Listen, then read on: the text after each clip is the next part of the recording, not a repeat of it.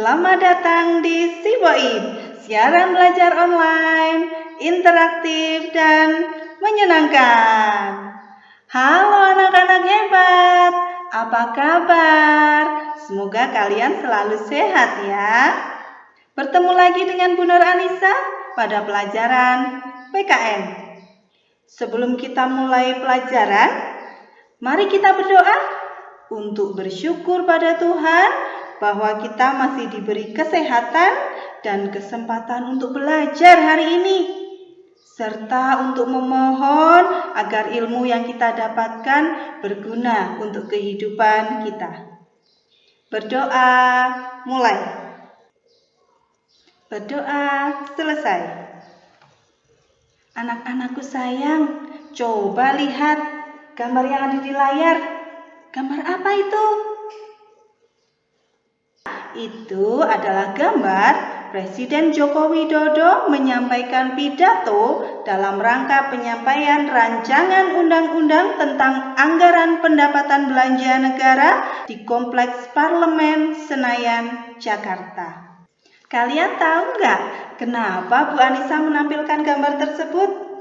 Karena hari ini kita akan belajar tentang makna tata urutan peraturan perundangan yang berlaku di Indonesia. Dan tujuan pembelajaran hari ini, kalian diharapkan untuk mampu menguraikan tata urutan peraturan perundang-undangan di Indonesia dengan baik. Teman-teman, hari ini ada yang beda loh. Karena Bu Anissa akan memperkenalkan pada kalian seorang teman baru. Namanya Prita. Prita itu singkatan dari pintar dan cinta tanah air. Silakan Prita. Halo teman-teman, hari ini kita akan belajar tentang peraturan perundang-undangan bersama Prita ya. Sebagaimana yang kita tahu, pada pasal 1 ayat 3 Undang-Undang Dasar Negara Republik Indonesia tahun 1945, negara Indonesia adalah negara hukum.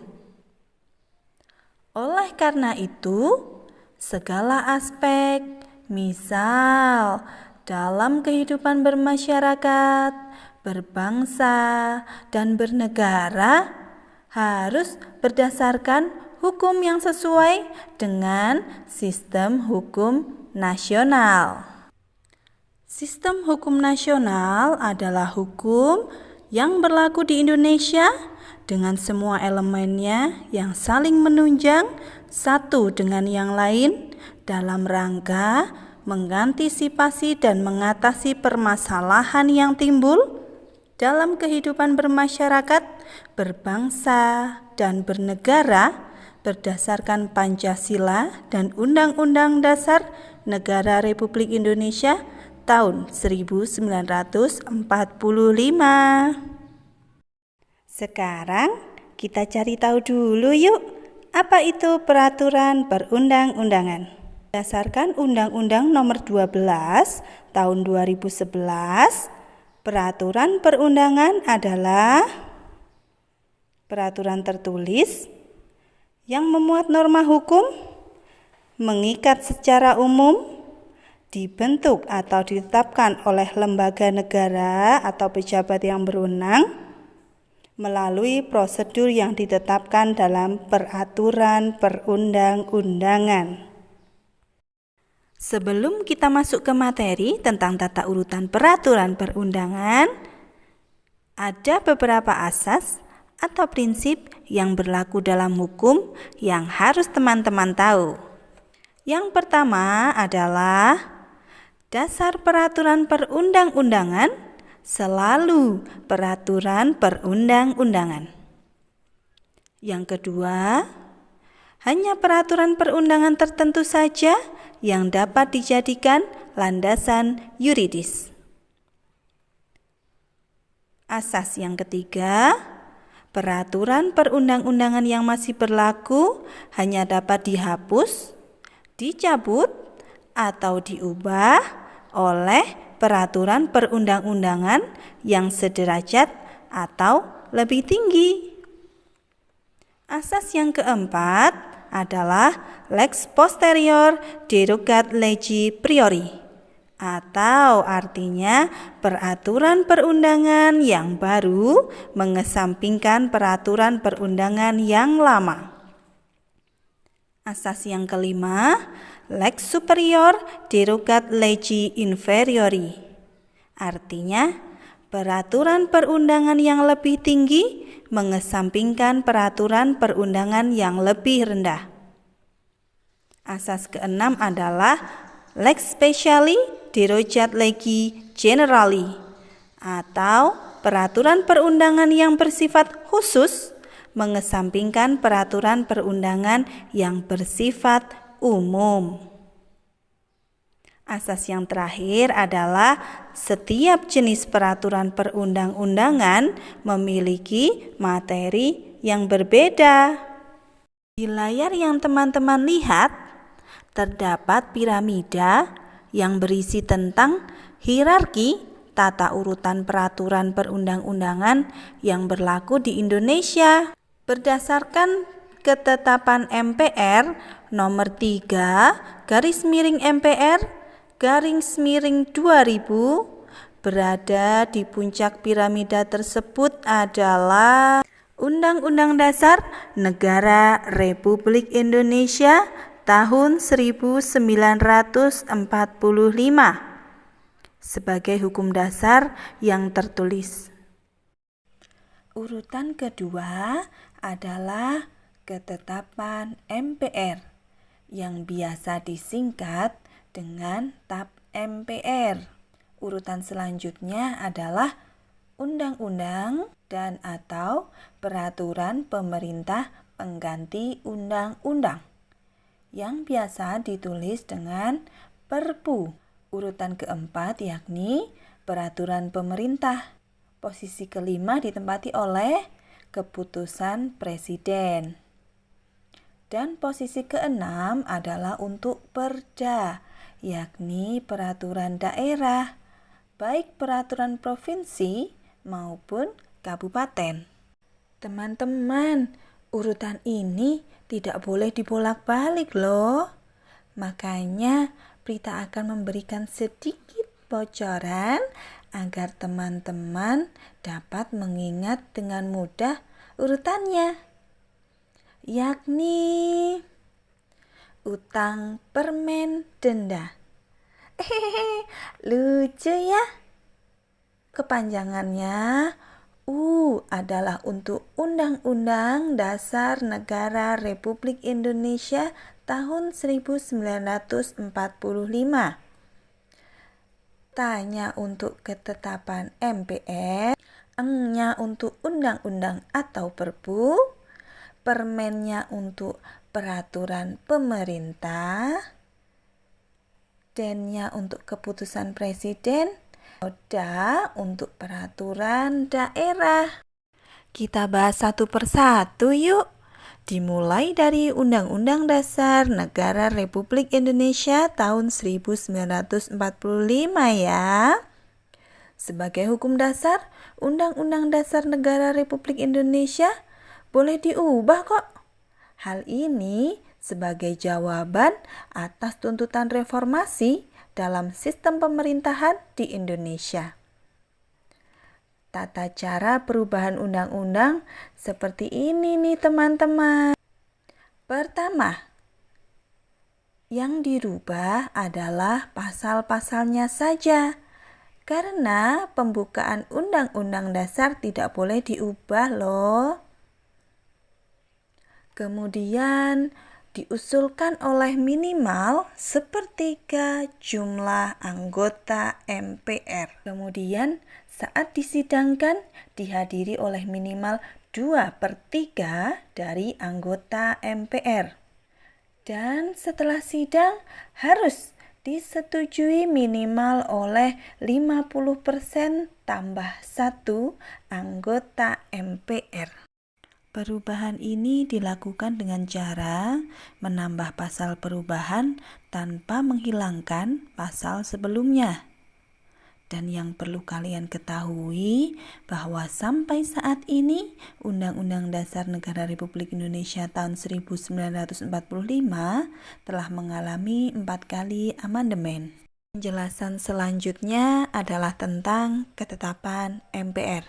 Adalah putusan majelis yang memiliki kekuatan hukum mengikat kepada seluruh anggota majelis dan setiap warga negara, lembaga masyarakat, serta lembaga negara. Dulu ketika MPRS dan MPR masih berkedudukan sebagai lembaga tertinggi negara, salah satu produk hukumnya adalah ketetapan MPR.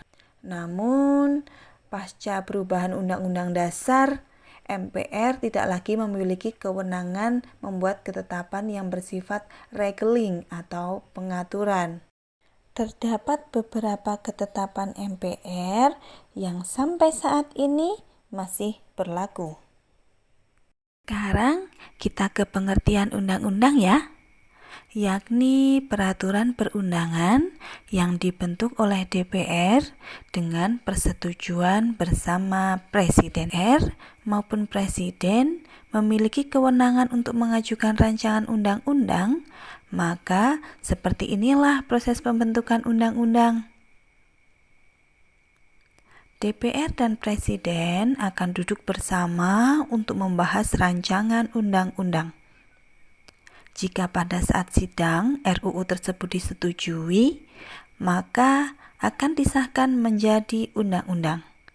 Namun jika tidak setuju, maka RUU tersebut tidak boleh lagi diusulkan pada sidang di masa itu.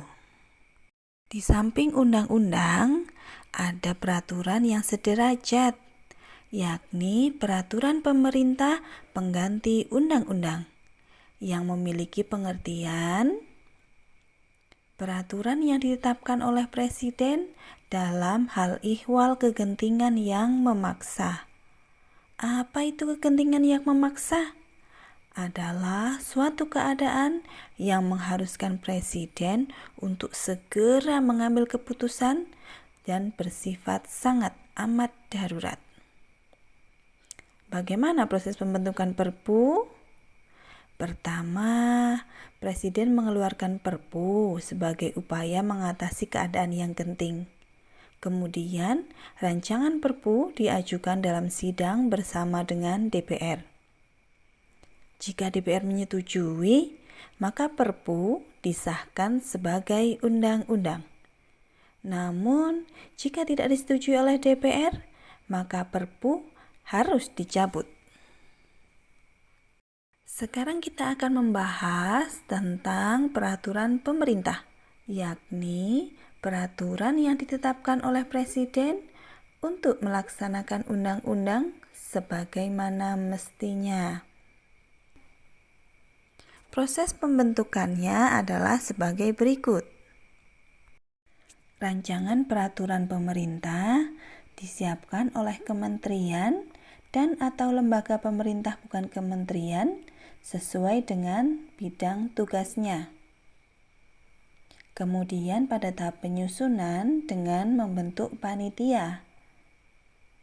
Pada tahap pengesahan dan pengundangan dilakukan oleh Presiden. Yang terakhir adalah Perda atau peraturan daerah, yakni peraturan perundangan yang dibentuk oleh DPRD provinsi atau kabupaten atau kota dengan persetujuan bersama gubernur atau bupati atau wali kota. Perda juga dibuat dalam rangka melaksanakan kebutuhan daerah. Dalam hal ini, gubernur, bupati, atau wali kota memiliki hak yang sama untuk mengajukan raperda atau rancangan peraturan daerah. Proses penyusunan raperda adalah sebagai berikut. Gubernur atau bupati atau wali kota mengajukan raperda secara tertulis kepada DPRD Atau bisa juga sebaliknya, DPRD mengajukan raperda secara tertulis pada gubernur, bupati, atau wali kota untuk kemudian dibahas bersama dalam sidang paripurna. Jika didapatkan persetujuan bersama, maka raperda akan disahkan menjadi peraturan daerah. Namun, jika tidak ada persetujuan bersama, maka raperda tidak boleh diusulkan lagi dalam persidangan di masa itu. Bahasan sudah selesai, teman-teman. Semoga yang Prita sampaikan tadi bermanfaat. Dadah! Terima kasih Prita. Sudah membantu Bu Nur Anissa sedikit menjelaskan tentang peraturan perundangan yang berlaku di Indonesia. Bagaimana anak-anak? Asik ya belajar PKN? Semoga kalian menjadi paham ya. Anak-anakku yang cerdas, kalian pasti tahu dong kalau tujuan dibuatnya sebuah peraturan adalah untuk menertibkan masyarakat. Jika masyarakat sudah tertib, maka akan terbentuklah masyarakat yang sejahtera. Kepatuhan terhadap hukum adalah cerminan kepribadian yang baik. Kalian harus jadi orang baik ya nak. Salah satu caranya adalah dengan mentaati peraturan perundangan yang ada di sekitar kalian. Dan dari Bu Nur Anissa ya. Sampai bertemu lagi di pelajaran berikutnya. Bangkit guruku, maju negeriku, Indonesia tangguh, Indonesia tumbuh.